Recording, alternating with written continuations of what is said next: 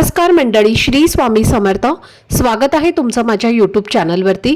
आजचा दिवस तुम्हा सर्वांना खूप छान सुखाचा समाधानाचा जाऊ देत हीच मी स्वामींच्या चरणी प्रार्थना करते आणि आजच्या या नवीन व्हिडिओला सुरुवात करते.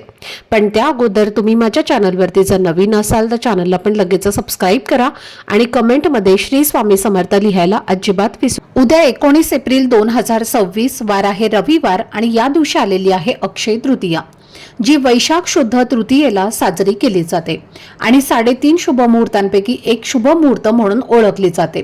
त्यामुळे या दिवसाचं धार्मिक आणि आध्यात्मिक महत्त्व खूप मोठं आहे. असं म्हटलं जातं की अक्षय तृतीया हा दिवस पितरांनाही समर्पित असतो, म्हणून या दिवशी आपले पूर्वज घरी येतात अशी श्रद्धा आहे आणि म्हणूनच त्यांच्यासाठी तर्पण, दान, पूजा आणि स्मरण केलं जातं. कारण या दिवशी केलेलं प्रत्येक पुण्यकर्म आपल्याला अक्षय फळ देतं, म्हणजे त्याचं पुण्य हे कधीही कमी होत नाही. हा दिवस परशुराम जयंती म्हणूनही साजरा केला जातो आणि यालाच काही ठिकाणी अखातीत असंही म्हटलं जातं. तसेच या दिवशी भगवान विष्णू आणि माता लक्ष्मी यांची पूजा केल्याने घरात सुख, शांती आणि समृद्धी वाढते असं मानलं जातं.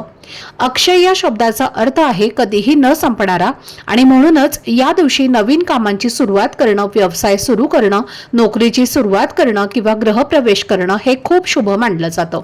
कारण या दिवशी सुरू केलेल्या गोष्टी दीर्घकाळ टिकतात असं सांगितलं जातं.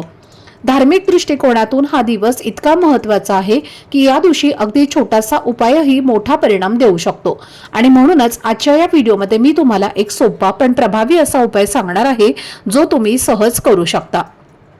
या दिवशी एका विशिष्ट झाडाला स्पर्श करून श्रद्धेने केलेला हा उपाय तुमच्या आयुष्यात सकारात्मक बदल घडवू शकतो आणि घरातील नकारात्मकता कमी होऊन सुख समृद्धी वाढण्यास मदत होऊ शकते.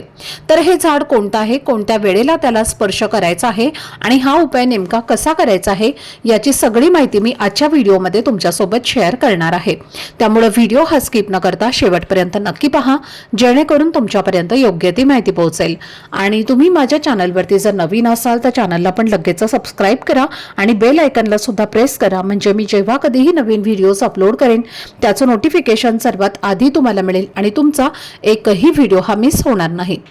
तर पहा, उद्या 19 एप्रिल रोजी अक्षय तृतीयेची तिथी सकाळी 10:49 सुरू होणार आहे आणि 20 एप्रिलला सकाळी 7:26 समाप्त होणार आहे. त्यामुळे आपण हा सण उद्या रविवारी साजरा करणार आहोत आणि हा दिवस खूप शुभ मानला जात असल्यामुळे या दिवशी केलेल्या छोट्या छोट्या गोष्टींनाही विशेष महत्त्व दिलं जातं. आजच्या या व्हिडिओमध्ये तुम्हाला मी जो उपाय सांगत आहे तर तो तुम्ही उद्या अक्षय तृतीयेच्या दिवशी करायचा आहे आणि सकाळपासून ते संध्याकाळपर्यंत तुम्हाला जेव्हा वेळ मिळेल तेव्हा फक्त एका विशिष्ट झाडाला श्रद्धेने आणि विश्वासाने स्पर्श करायचा आहे. कारण आपल्या परंपरेनुसार काही वृक्षांना दैवी मानलं गेलं आहे आणि त्यांच्याशी जोडलेली सकारात्मक ऊर्जा आपल्या आयुष्यात चांगले बदल घडवते असं मानलं जातं. अशा शुभ दिवशी या पवित्र वृक्षांना स्पर्श केल्याने मनातील नकारात्मकता कमी होते, विचार शांत होतात आणि आयुष्यात सकारात्मकतेची सुरुवात होते. त्यामुळे आपल्याला मानसिक बळ मिळतं आणि आपल्या प्रयत्नांमध्येही सुधारणा दिसू लागते. आपल्या संस्कृतीमध्ये अनेक झाडांना देववृक्ष मानलं गेलं आहे आणि वेदपुराणांमध्ये सुद्धा त्यांचा उल्लेख आढळतो. कारण निसर्गामध्ये असलेली ही झाडं फक्त सावली किंवा फळ देत नाहीत, तर ती आपल्या जीवनाला संतुलन देण्याचं कामही करतात आणि अनेक झाडांमध्ये औषधी गुणधर्मही असतात, त्यामुळे त्यांना विशेष स्थान दिलं गेलं आहे. या दिवशी या वृक्षांना स्पर्श केल्याने आयुष्यामधले आपल्यामधील नकारात्मक भावना कमी होते आणि मन अधिक शांत, स्थिर आणि सकारात्मक होतं. त्यामुळे आपल्याला आयुष्यातील अडचणींना सामोरं जाण्याची ताकद मिळते आणि हळूहळू परिस्थितीत सुधारणा जाणवू लागते. तर आजच्या या व्हिडिओमध्ये तुम्हाला मी अशा 3 पवित्र वृक्षांबद्दल सांगणार आहे ज्यांना अक्षय तृतीयेच्या दिवशी विशेष महत्त्व दिलं जातं आणि त्यापैकी पहिला वृक्ष आहे ते म्हणजे आपट्याचं झाड, ज्याला आपल्या संस्कृतीमध्ये खूप मान दिला जातो आणि दसऱ्याच्या दिवशी आपण त्याची पानं सोनं म्हणून एकमेकांना देतो, कारण ते समृद्धीचं प्रतीक मानलं जातं. अक्षय तृतीयेच्या दिवशी या आपट्याच्या झाडाला श्रद्धेने स्पर्श केल्याने आयुष्यात सकारात्मक बदल घडू शकतात आणि मनात नवीन आशा निर्माण होते. त्यामुळे एक साधा पण अर्थपूर्ण उपाय मानला जातो आणि ते पुढे अजून कोणते वृक्ष आहेत आणि त्यांचा उपयोग कसा करायचा हे सुद्धा तुम्हाला मी पुढे सांगणार आहे। तर या पवित्र वृक्षामध्ये साक्षात भगवान कुबेर आणि माता लक्ष्मी यांचा वास असतो आणि म्हणून याला सोन्याचं झाड असंही म्हणतात।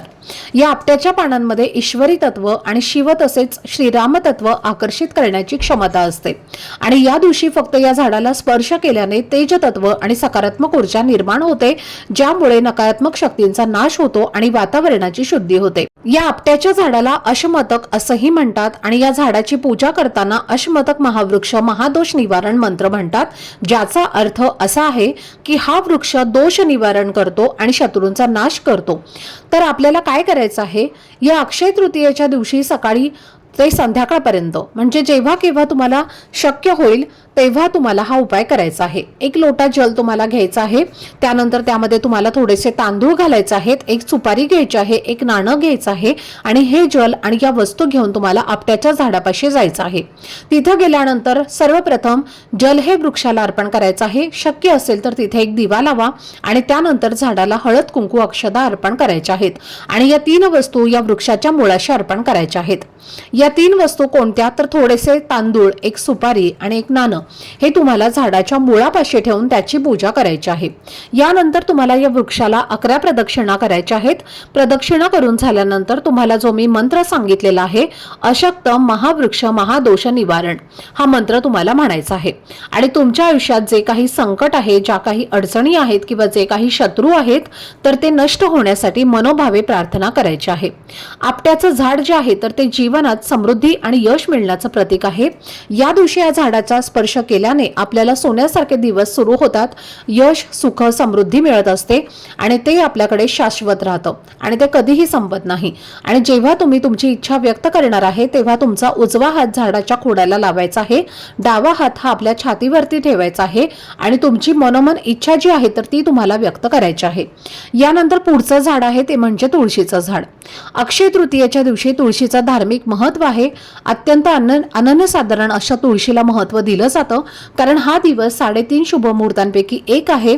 या दिवशी तुळशीची पूजा करणं किंवा नवीन तुळशीचं रोप लावणं हे अत्यंत शुभ आणि फलदायी मानलं जातं।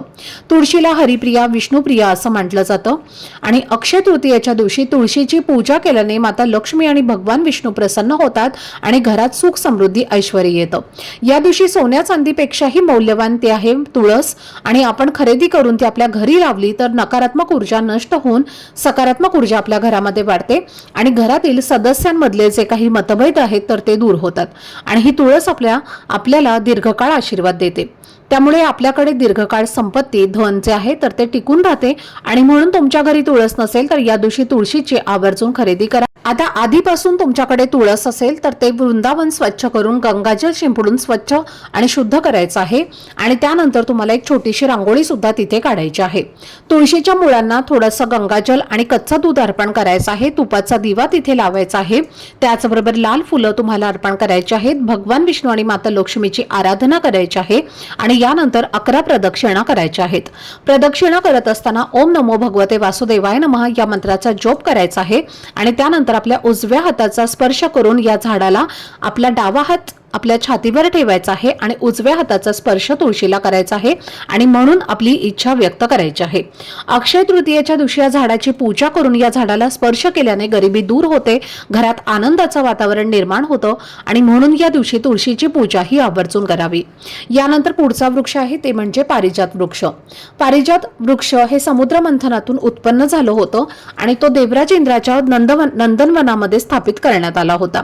पारिजात वृक्ष भगवान श्रीकृष्ण मानव कल्याणासाठी पृथ्वी लोकांवरती आणला होता आणि जो पारिजात वृक्ष आहे त्यालाही लक्ष्मीचं स्वरूप मानलं गेलं आहे, कारण लक्ष्मी सुद्धा समुद्र मंथनातून उत्पन्न झाली आहे आणि पारिजात वृक्ष सुद्धा समुद्र मंथनातून उत्पन्न झाला आहे आणि त्या झाडाला माता लक्ष्मीची बहीण म्हणून ओळखलं जातं। जो कोणी मनुष्य त्याच्या शरीरातील कितीही थकवा असो, कितीही वेदना असो किंवा कितीही दुःख असो तर या झाडाला फक्त स्पर्श केला तर तुम्हाला हवं ते अक्षय फळ जे आहे तर ते मिळत असतं। तुमचा थकवा दुःख संकट जे आहे तर ते सगळं काही कमी होतं आणि म्हणून तुम्हाला या अक्षय तृतीयेच्या दिवशी या झाडापाशी एक तुपाचा दिवा लावायचा आहे आणि या झाडाच्या मुळामध्ये तुम्हाला चिमूटभर सिंदूर अर्पण करायचं आहे आणि त्यानंतर या झाडाला 11 प्रदक्षिणा करायच्या आहेत। प्रदक्षिणा करून झाल्यानंतर उजव्या हाताचा स्पर्श या झाडाला करायचा आहे, डावा हात आपल्या छातीवर ठेवायचा आहे आणि सांगायचं आहे की आमच्या सर्व प्रकारच्या अडचणी दूर करा, ग्रहदोष आहे, पितृदोष आहे, लक्ष्मी दोष आहे, तर हे सर्व काही आपण समाप्त करा।